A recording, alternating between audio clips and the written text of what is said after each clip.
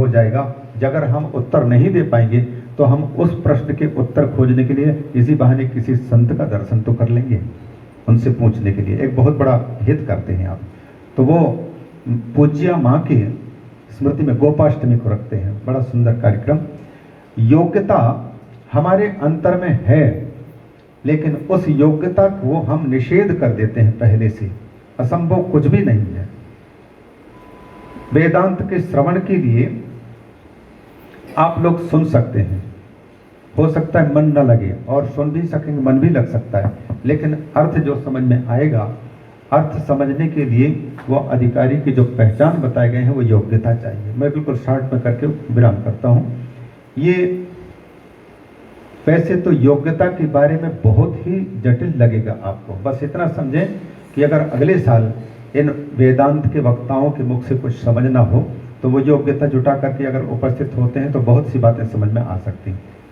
एक बिल्कुल सामान्य रूप से ये जो वेद और वेद मूलक ग्रंथ हैं उनको हम एक बिल्कुल साधारण रूप से पढ़ करके रखते हैं। यदि आपाततः वो जो है विधिवत अधीत वेद वेदांगत्वेन आपाततः अधिगत अखिलार्थः, ऐसे योग्यता दी है। अगर पूरे के पूरे चारों वेदों को, 6 वेदांगों को और वेदों को सारे को अगर पूरी तरह से समझ गए तब तो फिर आपको आगे पढ़ने की जरूरत ही नहीं पड़ेगी। लेकिन सामान्य रूप से पहले श्रुत हों, उनको पढ़े हुए हों, और उनके साथ साथ में एक योग्यता ये बताते हैं कि इस जन्म में अथवा कोई पूर्व जन्म में 2 कर्मों को छोड़ करके और शेष कर्मों को किया हो। 2 कर्म को छोड़ने की बात, एक तो काम्य कर्म का त्याग और दूसरा निषिद्ध कर्म का त्याग। शास्त्रों ने जिन कर्मों को करने के लिए मना किया है उनको न करना, और जिन कर्मों को करने से हमें किसी फल की प्राप्ति का प्रलोभन दिया गया है कि इसको करोगे, ज्योतिष्ठोम याग करोगे तो स्वर्ग मिलेगा, ये करोगे तो पुत्र की प्राप्ति होगी, तुम्हारी फैक्ट्री चलेगी। तो इस प्रकार से जो काम्य कर्म है उनके त्याग, और इसके साथ में अनुष्ठान करने के लिए कौन से कर्म, नित्य, नैमित्तिक और प्रायश्चित्त के साथ साथ में उपासना। नित्य कर्म मतलब प्रतिदिन जो संध्या वंदन आरती वगैरह हैं, ये संध्या वंदन आदि हैं, उनको नित्य कर्म कहते हैं। नैमित्तिक कर्म जो पुत्र जन्म के बाद में हम उनके क्रिया को करवाते हैं, पंडित जी से पूजा आदि करवाते हैं, तो किसी निमित्त को लेकर के होने वाली क्रिया। और उसी प्रकार से कोई भूल हो जाए हमसे तो उस भूल को क्षमा याचना करने के प्रतीक में कोई ना कोई प्रायश्चित्त कर्म, चाहे व्रत हो, उपवास हो, जो भी प्रायश्चित्त जो कृष्ण चांद्रायण आदि व्रत तक पहुंच जाते हैं, उन कर्मों को करने की बात, और उपासना को। इन सब के प्रयोजन भी हैं। कर्मों को करने से चित्त की शुद्धि होती है, और उपासना का फल दिया चित्त की एकाग्रता होती है। जब चित्त की एकाग्रता और चित्त की शुद्धि जब होती है तो विशुद्ध चित्त ही एकाग्र होता है, और एकाग्र चित्त में ही कोई बात जाकर के ठीक ठीक बैठ पाता है। ये भूमिका, और वो निर्मल जब हो जाएगा तो उसके साथ फिर जो है 4 साधनों को बताया है। 4 साधन, वो उसको बिल्कुल ऊपर से पहले ये कौन कौन है महाराज जी? नित्यानित्य विवेक, वैराग्य, षट संपत्ति, नित्यानित्य वस्तु विवेक, कौन नकली है कौन असली है, इसको पहचान करके रख लीजिए। कौन टिकाऊ है, कौन काम चलाऊ है, और कौन दिखाऊ है, इसको पहचान करके। जो घड़ा भी खरीदते हैं तो आप ठोक पीट करके खरीदते हैं, पायो जी मैंने राम रतन धन पायो, अथवा मायरे मैंने गोविंद लीनो बोल। क्यों गोविंद लिख को मोल लिया, वो ठोक पीट करके देख लिया तभी तो ये नित्य वस्तु कौन है, अनित्य कौन है, इसके विवेचन अलग अलग करके, और इसके साथ साथ में फिर यहाँ मूत्र फल भोग विरागा। लालच किसी भी चीज की नहीं, ना यहाँ के सुख के लालच और ना ही परलोक के सुख के लालच। नचिकेता को कितने लालच दिया यमराज ने, लेकिन सबको किनारे किया, इस कारण से वो विद्या के अधिकारी बने।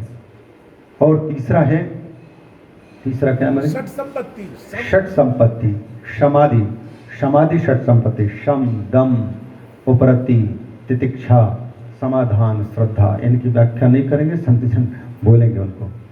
और इनके साथ साथ में फिर चौथा है मुमुक्षुत्व, जो कि बहुत कठिन है, मुक्त होने की इच्छा का होना।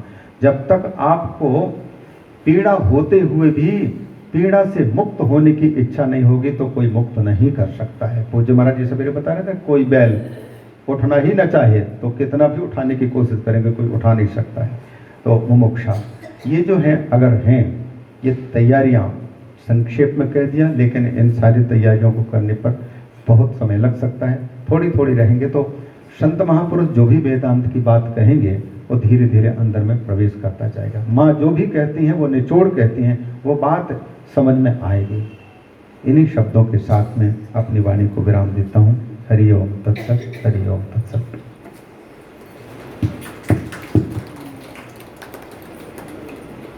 बहुत सुंदर। महाराज श्री का हर वाक्य प्रेरणाप्रद था, लेकिन दो बातें विशेष रूप से ध्यान देने योग्य है। एक बात महाराज श्री ने कही, जैसे जो कुशल वैद्य होता है वो वनस्पति से औषधि को निकाल लेता है, औषधि को प्रकट कर देता है। हर वनस्पति औषधि है, एक कोई जानकार व्यक्ति ही उस औषधि को प्रकट कर सकता है। तो इसी प्रकार से महाराज जी कह रहे थे कि हर व्यक्ति में योग्यता है, अयोग्य कोई नहीं है। हर व्यक्ति में योग्यता है, उस योग्यता को प्रकट करने की बात है। तो जो सद्गुरु हैं वो अपने शिष्य की योग्यता को प्रकट कर देते हैं। तो अपने आप को अयोग्य समझना, अपने आप को कमजोर समझना, ये छोड़ दें। एक बात है। दूसरी बात महाराज जी कह रहे थे, एक बात दर्शन की बात। तो जब महाराज जी बोल रहे थे तो हमको माँ की एक बात याद आ गई। एक घटना, हम भी वहाँ थे, एक अंकल की बात है। संत महात्माओं के प्रवचन चल रहे थे। रात्रिकालीन सत्संग में प्रत्येक व्यक्ति को जो था श्रोता, उसको माँ से प्रश्न पूछने की छूट थी कि माँ से कोई भी प्रश्न कर सकता था और माँ उसका हंसते हुए सब उत्तर देती थी। तो एक व्यक्ति श्रोताओं में से खड़ा हुआ और माँ के पास पहुंचा और माँ से कहा, माँ हमने शास्त्रों में पढ़ा है और संत महापुरुषों के मुख से भी सुना है कि भगवान का यदि दर्शन हो जाए तो जीव मुक्त हो जाता है। ये सही है? हाँ सही है, माँ ने कहा। तो अच्छा माँ, हम आपको भगवान मानते हैं, आप भगवान हैं, हमको आपका दर्शन हो गया, हम मुक्त होंगे कैसे? अब माँ ने कहा, बाबा तुम्हें दर्शन हुआ कहाँ? तो वो कहता, दर्शन हो रहा है, आप भगवान हैं, हम आपको भगवान मानते हैं। तो ये बात बहुत लंबे समय तक चल रही है। वो अड़ गया कि आप भगवान हैं और माँ कहती नहीं, तुम्हें दर्शन हुए ही नहीं। अंत में निष्कर्ष ये निकला, जो माँ के साथ में जो महापुरुष थे, संत थे, उन्होंने कहा, भाई माँ की बात का अर्थ समझो। तुम जो कह रहे हो, तुम कह रहे हो माँ को हम भगवान मानते हैं, तो भगवान तुम मानते हो, जानते कहाँ हो? जब जान जाओगे तो मुक्त हो जाओगे। लेकिन तुम्हारा माना हुआ है कि हम माँ भगवान है, तुमने माँ को भगवान के रूप में जाना नहीं। यदि माँ को भगवान के रूप में तुमने जान लिया होता, आत्म से पहचान लिया होता, तो तुम हो ही जाते, तुम्हारे बड़े प्रश्न समाप्त हो जाता। ओम शांति। तो ये हमको याद आ गई तो हमने आपको निवेदन किया। अब हमारे परम प्रिय स्वामी जी आदरणीय, आप परम प्रिय भी हैं और परम पूजनीय भी हैं। स्वामी विरागानंद जी महाराज 20 मिनट अपना उद्बोधन आपको प्रदान करेंगे।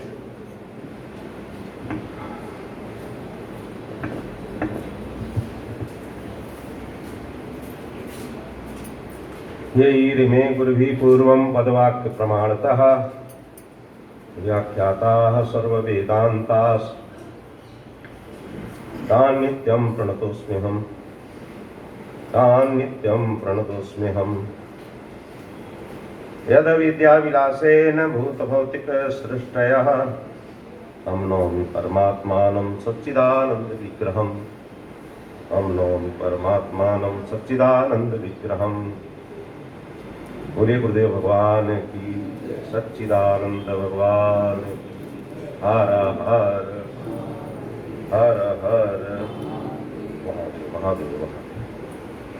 श्री राम जय जय जय राम। श्री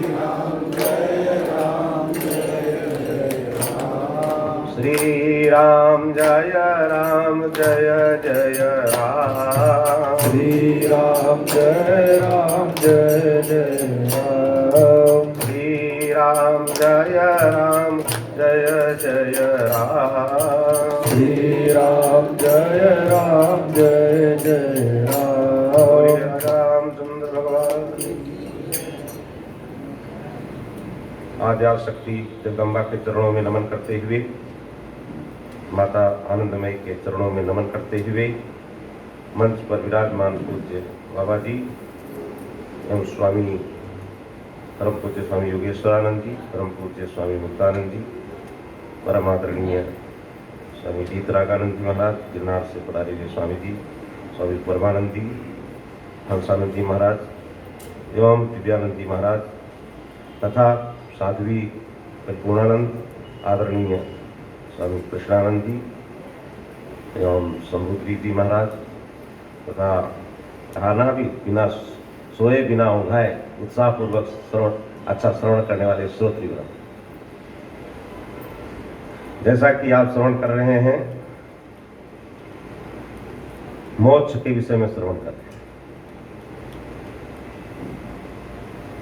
मुक्ति, तो मोक्ष का साक्षात साधन क्या है, इससे मुक्ति होती। प्रातः कल आपको बताया था, मुक्ति माने पीड़ाओं से मुक्ति। मुक्ति कहते हैं, मोक्ष कहते हैं दुख का अत्यंता भाव और परमानंद की प्राप्ति। या दुख का अत्यंता भाव और परमानंद की प्राप्ति। हमें जीवन में दुख का अत्यंत अभाव होता है, क्योंकि लोगों को पद पद पर कष्ट आते। अब प्रातःकाल तो अलग अलग वर्णन किए था, भौतिक कष्ट, दैविक कष्ट, आध्यात्मिक कष्ट, बंधन बताया था। तो जो ये पद पद पर कष्ट आ रहे हैं, भौतिक भी आ रहे हैं, आध्यात्मिक भी आ रहे हैं, आदिदैविक भी आ रहे हैं, इन सभी दुखों की निवृत्ति और परमानंद की प्राप्ति, इसी को कहते हैं मोक्ष। क्यों? अभी उसमें 9 विषयों में ये भी है कि शास्त्रों ने मुक्ति को ही जीवन का, मानव जीवन का लक्ष्य क्यों बनाया, एक विषय है उसमें। तो शास्त्रों ने इसी ने, जैसे माता पिता से उत्पन्न संतानें होती हैं और माता पिता अपने संतानों के हित के लिए उन्हें शिक्षा भी देते हैं, स्वयं भी देते हैं, विद्यालय भी भेजते हैं, ऐसे भगवान ने हम सबको बनाया। ब्रह्म सूत्र में आता है, जन्माद्यस्य यथा सूत्र है, मैंने हम सबको बनाया, पालन पोषण कर रहा है। और ऐसे हम पर करुणा करने के लिए, हमें शिक्षित करने के लिए, हमें सही मार्ग देने के लिए उसने वेद भी प्रकट किए, उसी ने प्रकट की, जिससे कि हमें पता चले। तो मुक्ति शास्त्रों, इसीलिए, नहीं तो पता ही नहीं चलता। तो वेदों के द्वारा, वेदांत के द्वारा, मैंने वेद कह लो, वेदांत एक ही है, ऐसा नहीं समझना वेद से बाह्य वेदांत है, वेद ही वेदांत है। अंतर इतना है कि जो वेद का तात्पर्य किसमें है, निर्णय किसमें है, निचोड़ क्या है, वो भाग को उपनिषद कहते हैं। इसलिए कह दिया वेदांतो नाम उपनिषद प्रमाणम। वेदांत कहते हैं उपनिषद प्रमाण। वेद ऐसा नहीं कोई कहे वेदांत, वेदांत कोई वेद से बाह्य है, वेद बाह्य है तो कह दिया वेद बाह्य। जो वेद बाह्य होती हैं वो कुदृष्टियां होती हैं, कुमतियां होती हैं, उनको तो त्यागना चाहिए। इसलिए वेद बाह्य नहीं है, बल्कि अंतर इतना है, वेद वेदांत में है वेदादि, हमारे यहाँ शब्द प्रयोग किया जाता है वेदादि। वेदादि और वेदांत ये दो शब्द होते, दो शब्द हैं शास्त्रों में, इसलिए शब्द को भी याद रखना। शब्द जो है भवानी का रूप बताया था, अर्थ जो है शिव जी का रूप बताया गया। इसलिए शब्द को सत्संग जब सुना करो तो सत्संग में भी आप कितने शब्दों का अर्जन कर रहे हैं, कितने अर्थ का अर्जन कर रहे हैं, आप संकलन करिए, जोड़िए। रोज जब सत्संग में बैठो तो आप अपने जीवन में कितने शब्दों का अर्थ, जैसे अंग्रेजी वाले अंग्रेजी के शब्दों को याद करते हैं, उनका अर्थ भी समझते हैं, ऐसे हम सत्संग में भी सीखते रहे कितने शब्द हैं, कितनी वाणियां हैं और उनका क्या अर्थ है, हमको सीखना चाहिए, नोट कर लेना चाहिए। अगर भूलते हो, प्राय भूल तो जाते ही लोग, तो इसलिए नोट कर लेना, लिखना चाहिए। पहले हम भूलते नहीं थे तो याद रखते थे, लिखते नहीं थे, अब हम भी बोलने लगे बहुत सालों से, तो अब नोट करने लगे। तो वेदादि और वेदांत दोनों, वेदादि भी वेद है और वेदांत भी वेद है। वेद से बाहर कह दिया उसको तो त्याज्य होता है, वो वैदिक नहीं कहलाएगा, अवैदिक कहलाएगा, नास्तिक कहलाएगा। क्योंकि नास्तिक का लक्षण है, कह दिया नास्तिक कौन है? जो वेद की निंदा करता है, जो वेद की निंदा करता है उसी को, या वेद को। यहां कह दिया ब्रह्मोजम, ब्रह्मोजम ब्रह्म, एक श्लोक आता है ब्रह्मोजम वेद निंदाचा। जो वेद की निंदा करता है, वहां बृहदारण्य में श्लोक आता है, और ब्रह्मोजम माने ब्रह्म को भूल जाता है। ब्रह्मोजम वेद निंदाचा कौट साक्ष्यम सूरत बदा, और उसमें निश्चित अन्नादेव जगदीश सुरापान समान सट। ध्यान देना, बीच में आ गया सत्संग में, को सीखना समझना है और क्या है। कहते हैं ये वेद जो आप श्रवण करते हैं ना सत्संग, ये सब हमारे यहाँ तो सब वेदे से आया हुआ है। चाहे स्मृतियों में आया, पुराणों में आया, महापुरुष बोले, चाहे रामकृष्ण परमहंस बोले हो, चाहे रमण महर्षि बोले हो, चाहे स्वामी विवेकानंद जी बोले हो, चाहे माता आनंदमयी बोली हो, चाहे बाबा जी बोल रहे हो, या और यहाँ संत बोल रहे हो, सब वेद के ही अंतर्गत। बोलो सच्चिदानंद भगवान की, सब उसी के अंतर्गत। इसलिए कह दिया ब्रह्मोजम वेद निंदाचा कौट साक्ष्यम सूरत बदा। वेदों को उच्च कहते भूलना। अगर आप यहाँ सीखते हो कुछ शब्द को और भूल जाते हो, तो अंत में कह दिया वो मदिरा पान के समान है, सुरापान समान। 4-6 चीजें चलो बीच में समझ लीजिए। एक तो वेद को भूल जाना, जो शिक्षा ज्ञान प्राप्त कर रहे हो शास्त्र धर्म का या ब्रह्म का। हमारे यहाँ 2 ही ज्ञान है, कंप्यूटर, ट्रेन चलाना, एरोप्लेन चलाना, ये सब ज्ञान नहीं, 2 ही ज्ञान। एक धर्म को समझना सही, धर्म के लिए कह दिया शास्त्रों में आता है कि अच्छे पढ़े हुए वेद को पढ़े हुए 10 व्यक्तियों के द्वारा धर्म का निर्णय किया जाता है। कम से कम 10 होने चाहिए, कोई सरल नहीं है। धर्म कर्मणा गहनोगति, 10 व्यक्ति चाहिए।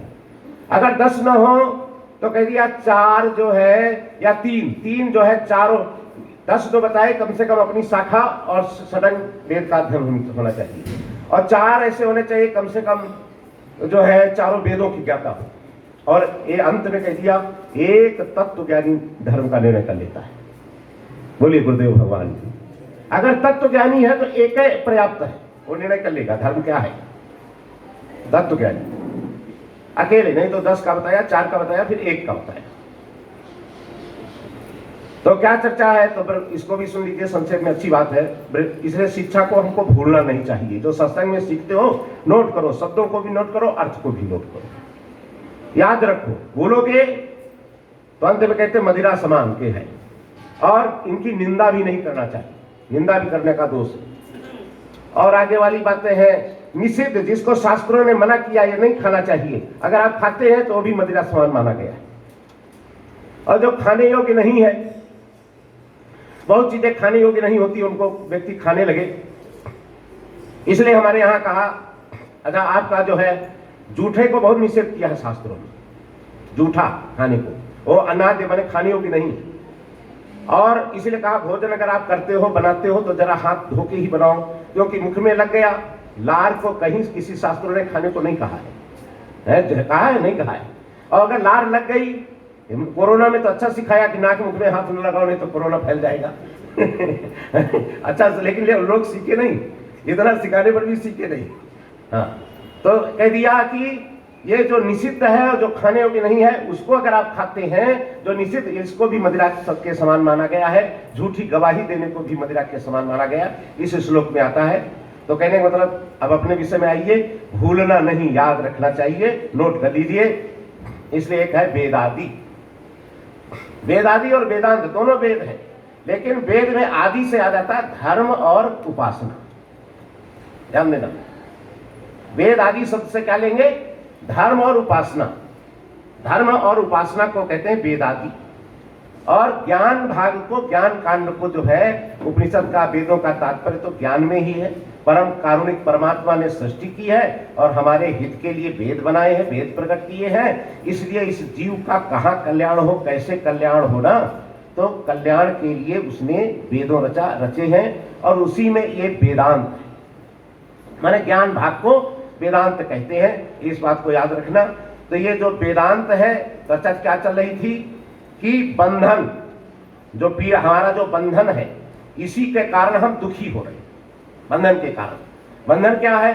देह से लेकर के अहंकार पर्यंत जो बंधन है, इसी को कहते। तो और मुक्ति, तो इसलिए मुक्ति को शास्त्रों ने इसीलिए माना कि हम जीवन में मुक्ति प्राप्त करें। मुक्ति का अर्थ है, क्या बतला रहे थे कि परमानंद की प्राप्ति और दुख का अत्यंत अभाव, यही तो बताया ना। अच्छा, ये चीज जरा और ध्यान दीजिए, दुख का अत्यंत अभाव किससे करेंगे और परमानंद की प्राप्ति कैसे करेंगे? कह दिया ज्ञान से करना है। इसका मतलब क्या है? ज्ञान से उसी चीज की निवृत्ति होती है जो झूठी होती है। इसका मतलब हमारे जीवन में दुख है नहीं, दुख का अत्यंत अभाव है, लेकिन हम अज्ञान के कारण दुखों का आरोप कर रहे हैं। ध्यान देना, ज्ञान से उसी चीज की निवृत्ति होती है जो झूठी होती है। इसका मतलब आप ये भी राज समझे कि मुक्ति का साधन साक्षात ज्ञान है, ज्ञान ही।